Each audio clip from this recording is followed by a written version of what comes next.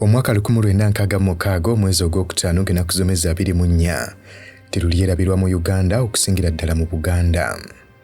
Eyali omukozi wa gavumenti nga mukadde ako yali senior aide wa Prime Minister era nga ye yali President Milton Obote. Yategeeza nti ku lunaku olwo omusajja mukulu Milton Obote yali ayagala Muteesa nga mufu.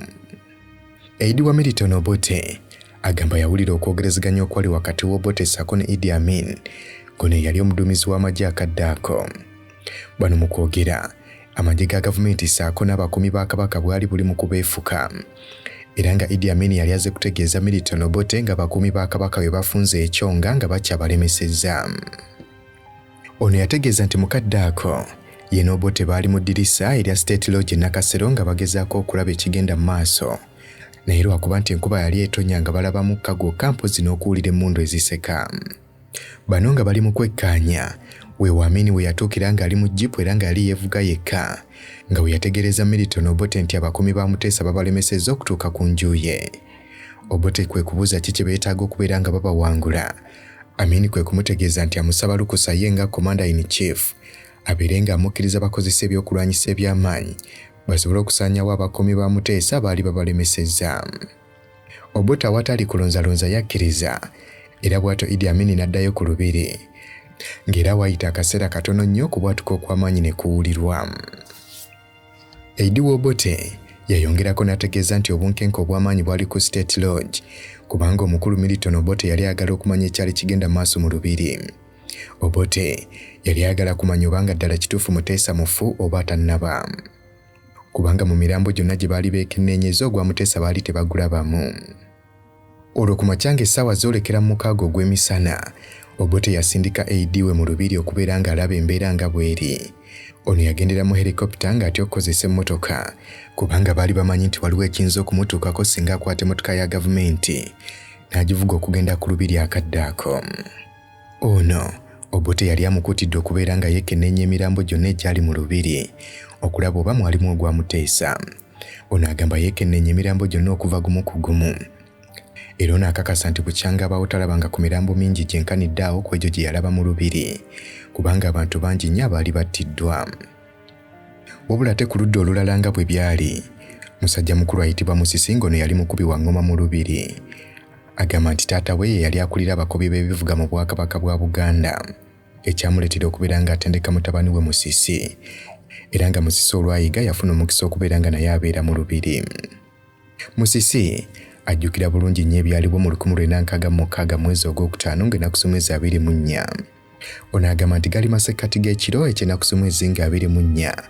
Abalala kye bayinza okuyita nti gaali makya g'ennaku z'omwezi nga 25 omwezi ogwokutaano. Ono yali yeebase wabula agenda okudda engulu ng'awulira amasasi gali mu kuvuga. Mu kusooka ono yali tatidde era bw'atyo n'azuukuka okubeera ng'asenya amannyo nga bwe yateranga okukola. Wabula agenda okuwulira nga amasasi geeyongera bweyongezi. Ono ajjukira nti baasooka kulumba Paalamenti okusooka nga waliwo kumpi kilomita ng'emu yokka okuva ku lubiri. Ono waategerera nti embwa eridde mmwanyi nga amasasi gatandise okubwa ku lubiri n'akasiisira mwe batereka engoma kakutte omuliro. Weewaawo ono yali atidde ng'alaba abantu badduka kyokka tamanyi lwaki ye yagendanga mu maaso nakusenya mannyo ng'alinga atamanyi kigenda mu maaso. Mukadde ako ono yali wakati w'emyaka 15 ne 16 era nga wakati mu kavuyo ono yali yekka. Kyokka yali akyali awo Kabaka n'amutuukako ng'akutte emmundu ye ono gye yayita Magic Electric Gun. Kabaka yamutegeeza alekeraawo okusenya amannyo era yeebake wansi. Bw'atyo Kabaka n'atandika okubeera ng'akuba amasasi eri ab'amagye ga gavumenti. Bano nga batudde, kiyambi wa Kabaka yayingira munda n'ategeeza Kabaka nti amagye gamaze okubeera nga gayingira mu lubiri era gali mu gardens za Queen. Kabaka ono yamusaba okubeera nga addayo yeekennenya embeera akomewo abeere ng'amutegeeza. Wayita eddakiika 10 ono n'akomawo n'amutegeeza nti amagye gamaze okubeera nga gasemberera ddala nga kali mu bisenge ebiriraanye wano we baali. Kabaka yamusaba addeyo yeekennenya ebirala. Obula baakanya kumulinda nga takomawo Kabaka kwe kutegeeza Musisi nti oyo bamuttiddeyo ke kaseera badduke. Akadde ako ab'amagye baali buli wamu era nga kye yakola kwe kukwata Musisi ono ne batandika okudduka nga bayita mu miryango gy'olubiri egiwererako ddala paka we baatuuka ku kimu ku kisenge kya Namulondo. Bano bwe baatuuka mu kisenge ekyo, abamagye baali bangi abeetooloddewo, ng'abantu be baasanga mu kasenge ako kye baakola kwe kubeera nga beetooloola kabaka. Muteesa ajjukira bulungi tiwabula ku sayidi z'omulyango waliyo omusajja omunene omweru ng'akutte emmundu ennene, ng'era alabika yali agenda gikozesa okubeera ng'atirimbula bano. Tiwabula kyokka kabaka yamwesooka ng'akozesa emmundu ye, n'asobola okusaanyawo omusajja mukulu ono nga tannaba kubatta, era bwe batyo ne baddamu okubeera nga badduka. Bano mu kudduka mu lubiri nga bayita kumpi mu buli kisenge, kabaka naye yali adduka yeerwanako nga bw'atta ab'amagye abaali babalumbye. Tiwabula okulwanagana okwo kwatwalira ddala kumpi essaawa 4 nnambirira, ng'oluusi wabeerawo akasirisa ate oluusi emmundu n'eddamu n'eseka. Embeera yeeyongera okutabuka obudde bwe bwali nga buli mu kukya, kuba enkuba yatandika okutonnyera ddala ey'amaanyi. Ono agamba olubiri lwali lusaanyiziddwawo nga mwenna mujjudde ebisooto. Tiwabula ate oboolyawo kyabayambako enkuba eno okutonnya kubanga emmundu za bannamagye zaali tezikola mu nkuba, ate ng'eya kabaka yo yali eri mu kkola. Era nga kino kye kyawa kabaka omwagaanya okubeera nga atta ab'amagye abaali bawerako akadde ako. Wabula ng'obudde tebunaba kusaasaana, n'amasannyalaze gennyini gaggyibwako kubanga enkuba yali etonnya nga ab'amagye ga gavumenti emmundu zaabwe tezikyakola, ng'ate bakitegedde nti ku ludda lwa kabaka mulimu emmundu ezikyakola, nga bakimanyi bulungi nnyo nti zirabika zikolera ku masannyalaze.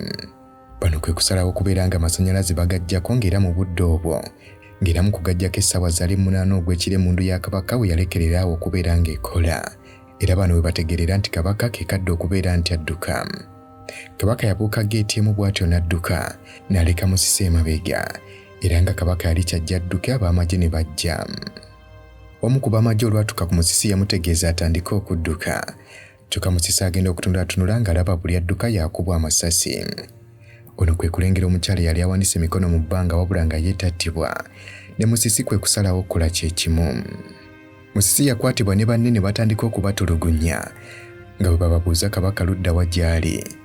Wabula Muteesa yagenda okuwulira ng'emiggo gimususseeko kwe kutegeeza nti ye amanyi gy'ali. Engeri Muteesa gye yali omu ku bakuuma ekisenge kya Namulondo, era mukadde ako yali alina ekisumuluzo kyawo, era nga ekisumuluzo kino kye yakozesa okulaga ab'amagye nti ye amanyi kabaka gye yeekwese, era n'ekisumuluzo ekigulawo akiyina. Muteesa agamba nti weewaawo baali kumpi n'ekisenge kya Namulondo, wabula teyayagala kutuukawo mangu nga bano yasooka kubeetoolooza ne bayita ewala. Tiwabula ajjukira baali bagenda ne batuuka ku geeti emu nga waliwo omukuumi eyakubiddwa ng'ebyenda biri bweru, eyali akaba ng'asaba bamuyambe, ng'ono yategeeza ab'amagye nti amanyi omuvubuka oyo gwe baali naye. Wabula mukadde ako Muteesa yabirowoozaamu ng'alaba buli omu ali ku lulwe, kwe kwegana musajja mukulu ono n'abategeeza nti omusajja oyo tamumanyi. Bwe batyo beeyongerayo ne batuuka ku kisenge kya Namulondo, wabula bagenda okutuukayo nga kyakubiddwa dda ng'era obubonero bwonna obuliwo bweraga lwatu nti kabaka taliimu. Era mukadde ako Muteesa n'amanya nti olulwe lukomye. Wabula ab'amagye olwatuuka mu kisenge kino baatandika kuyaayaanira amasanga ga kabaka ssaako n'ebyokwewunda ebirala ebyali biterekebwamu. Mukadde ako ye yali ayimiridde nga batunuulidde, wabula babeera bakyali awo yali alabika nti ye muduumizi waabwe n'atuuka. Muteesa kwe yategeerera nti alabika ye muduumizi, yali ayambadde ng'aliko emidaali mingi nnyo, era Muteesa kye yakola kwe kubeera nga yeewaayo eri omuduumizi ono. Muteesa yakwatibwa era n'aggalirwa okumala wiikisi ezawererako ddala. Wabula mwaka ogwo gwennyini ogwali 1966 baasobola okubeera nga bamuta, era kitaawe olw'okuba nti yali amutendeka bulungi nnyo okuba ebivuga, ono baamuwa omulimu mu Kyambogo Music Department ng'obudde obwo yali ayitibwa National Teachers College. Olubiri luno okubeera nga lulumbibwa ng'enakusomeza 24/1966 tekyagwa bugwi kubanga obubonero bungi obwali bweyoleka ng'eggwanga terinafuna na bwetwaze. Kinajjukirwa nti mu 1963 Obote ono yanominatinga Muteesa kabaka wa Buganda okubeera nga yeesimbawo ku kifo ky'obwa pulezidenti, era n'akola nnyo okulaba ng'akalulu kano Muteesa akawangula. Kyokka ate mu 1964 Obote ono yali emabega okubeera ng'aleeta ebbago mu paalamenti, etteeka eryaviirako akalulu k'ekikungo mu Buyaga ne Bugangayizi okulaba amasaza gano oba gasigala mu Buganda oba gagenda e Bunyoro. Era nga kino kyanyiza gavumenti ya Buganda ne batandika okulaba Obote ng'omuli w'enkwe, era obutakkanya wakati wa Prime Minister ne President mu 1963 bweyongera oluvannyuma lwa gavumenti ya Buganda okuyisa nsalessale eri gavumenti ya Uganda. Buganda yali eyagala gavumenti ey'owakati okubeera ng'ejja police stations zaayo zonna mu Buganda, ssaako n'okubeera nga baagala olukiiko lwa Buganda lwe lubeera lusalawo ssente mmeka Buganda ze yeetaaga okubeera nga ziva mu gavumenti eya wakati. Era nga waayita akaseera katono Buganda n'essazaamu enkolagana yaayo ne gavumenti ey'owakati, nga kino kyayongera embeera okusajjuka wakati wa gavumenti ya Buganda ssaako n'ey'owakati, nga kino kyaleetera gavumenti ey'owakati okulekerawo okuwa Buganda ssente okumala ekiseera, ekyaleetera Buganda okubeera ng'eri mu kattu nga tebalina na ssente zisasula misaala. Embeera yeeyongera okubeera embi Kabaka Muteesa we yalemerera okukola ng'omutabaganya wakati wa gavumenti ey'owakati oluvannyuma lw'okusaba okwali kukoleddwa kabineeti, era okuva olwo Muteesa n'alabibwa ng'atayamba. Embeera endala eyaliwo y'eyokuba nti Kabaka yali awandiikidde Milton Obote ng'amusaba bbandi y'amagye okugenda omukubirako music ku mazaalibwa ge ennaku z'omwezi 19 Novemba 1965. Kyokka yadde nga Muteesa ye yali pulezidenti ate era commander in chief, Obote yagaana okumuwa bbandi y'amagye. Obote mu kwanukula Muteesa yategeeza nti tewaali nsonga yonna lwaki bbandi egenda okusanyusa abagenyi ba Muteesa ng'ate omukolo gwali gwa bwannannyini. Era nga kinajjukirwa nti ne speech Milton Obote gye yakola mu paalamenti ng'ennaku z'omwezi 15 Gwokuna 1966, Obote yategeeza nti okugaana okuba ng'awa Muteesa bbandi kyayongera okutta enkolagana ya Mmengo ssaako ne gavumenti ey'owakati. Era nga Milton Obote mu bigambo bye yategeeza nti yali akimanyi bulungi nnyo nti waliwo enkwe ziri mu kupangibwa. Ono yagamba nti enkwe ezo tezaali za kuggyawo bujja gavumenti, wabula yali akimanyi nti mwalimu n'ekirowoozo eky'okubeera nti abamu mu gavumenti okugeza ng'Obote babaggyawo. Milton Obote yategeeza nti yali akimanyi bulungi nnyo nti waliwo enteekateeka ez'okumuggyawo wabeerewo omuntu amuddira mu bigere anaasobola okubeera ng'agondera ebiragiro ebinaamuweebwanga. Era Obote n'ategeeza nti yeebaza Katonda kubanga ebyo byonna byagenda okubeerawo, nga ye Milton Obote waali ataasobola kubeera ng'akkiriza ebyo okugenda mu maaso. Mu 1965 ebintu byo byali byongedde okubeerera ddala ebibi wakati w'abakulu bano, nga kino kye kyaviirako ne Vice President wa Uganda William Wilberforce Nadiope okubeera nga yagulawo olutuula lwa paalamenti. Obuzibu obulala we bwava kwe kubeera nti enkolagana wakati wa Kabaka ssaako ne UPC yali ezzeemu okusomoozebwa okw'amaanyi, era ng'okusomoozebwa kuno bwe kwajja Milton Obote yafuna okutya naddala ku buwagizi bwe okuva mu Buganda. Ono yayagala okukozesa omukono ogw'ekyuma okwongera okulaga nti w'amaanyi mu Buganda, era nga yalagira ab'ebyokwerinda okukozesa amaanyi agasukkiridde, naddala singa mu Buganda wabeerawo enteekateeka yonna eraga nti tekkiririza mu nteekateeka ze. Era ng'okuzzaayo mu 1964 waliwo okwekalakaasa okutali kwa maanyi nnyo mu kitundu eky'Ennankulabye, ng'era abeekalakaasi baali balaga butali bumativu eri gavumenti ya musajja mukulu Obote.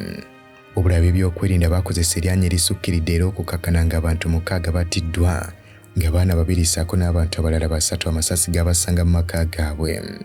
Gavumenti yavaayo kino n'ekivumirira, wabula nga yali akulembeddemu ekikwekweto ekyo ate ye tebaamukwatako, nga baamwongera bwongezi ddala n'afuuka regional commander mu Eastern Uganda. Ensonga endala ezaayongera okuleetawo embeera ey'obunkenke zaaliwo mu February w'ennaku z'omwezi nga 1966. Ekiteeso kyaleetebwa mu paalamenti nga kyaleetebwa n'omubaka Daudi Ocheng, ate ng'era ono yali Secretary General wa Kabaka yekka. Era ng'ekiteeso kino kyali kyakulaba nga Prime Minister Milton Obote aggyibwamu obwesigwa, ssaako n'okugoba eyali akola ng'omuduumizi w'amagye Idi Amin. Era ng'ekiteeso kyali kyesigamiddwa ku byali byogerwa nti waliwo gold ssaako n'amasanga ebyali bikukusibwa okuva mu Congo ne biyingizibwa mu Uganda. Olwo ekiteeso kino nga kiganya okuyita mu paalamenti, enteekateeka ez'okuggyawo Obote endala we zaatandikira. Omwali enteekateeka y'okuggyawo Milton Obote gye twayogerako ku mulundi guli, Muteesa bwe yali asinkanye abakulembeze b'Obwakabaka ne bakkiriziganya naye teekako abamu ku b'amagye nga kw'otadde n'abamu ku ba UPC abaali baminisita. Era olw'okuba nti Obote yali akitegeddeko nti waliwo enteekateeka z'okumuggyawo, kyamuleetera okuba ng'ali ku bunkenke. Olw'okutya, gavumenti ya UPC bwe yafuna amawulire agaali tegannaba kukakasibwa nti Muteesa yakukuse emmundu okuva ebweru n'azingiza mu lubiri, Milton Obote teyalonzalonza bw'atyo n'asalawo okululumba. Olubiri nga terunnalumbibwa, ennaku z'omwezi nga 25 Ogwokutaano 1966, olukiiko lwa Buganda lwawa gavumenti y'owakati nsalessale paka ng'ennaku z'omwezi 3 nga gavumenti y'owakati evudde ku ttaka lya Buganda. Mukadde ako Obote yakakasizaawo nti ddala kituufu oboolyawo Buganda neteefuteefu okubeera ng'emumwamulako. Oluvannyuma nga Buganda emaze okuwa gavumenti y'owakati nsalessale, abakulu b'amasaza ga Buganda basatu baakwatibwa nga kuno kwe kwali ne Amos Sempa eyaliko liida wa Kabaka yekka mu National Assembly. Era nga abaakwatibwa kwaliko Lameka Sebanakite yali akulira essaza ly'e Kyaggwe, Michael Matovu yali akulira essaza ly'e Buddu ne James Lutaye yali Obwessingo. Wabula kino kyaleetera abavubuka ba Buganda mu Kampala okwekalakaasa. Nga mu kwekalakaasa kuno emmotoka ya poliisi ekika kya Land Rover yali eri mukola patrol ku luguudo lwa Kabakanjagala abavubuka ne bagikumako omuliro.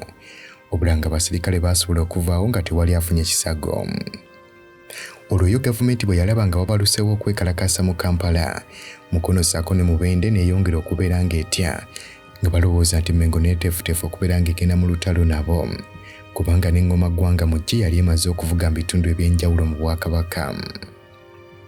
Olwo ng'ennaku z'omwezi 23 Ogwokutaano 1966, Obote yalagira musajja we Idi Amin okusindika jiipu z'ekinnamagye 3 nga bataddeko emmundu zitandika okutambula nga zeetooloola olubiri lwa Mmengo, Kabakanjagala ssaako n'okwetooloola Bulange. Eno ye wali obubondo bw'Abaganda abaali banyiiza ebitagambika. Obote yali alowooza nti bw'anaasindika amagye ne geetooloola ebitundu ebyo kijja kuleetera Abaganda okubeera nga bakuba emmotoka zino amayinja. Olwo Obote afune kye yeekwasizaako kubanga alumba olubiri. Wabula Obote kye yali abala tekyatuukirira. Kyokka ng'atalaba obudde bumugendako kwe kubeera ng'ennaku z'omwezi 24 Ogwokutaano alagira musajja we Idi Amin okulumba butereevu olubiri lw'Emmenge ekyaviirako Muteesa okugenda mu buwaŋŋanguse era ng'eno gye yafiira.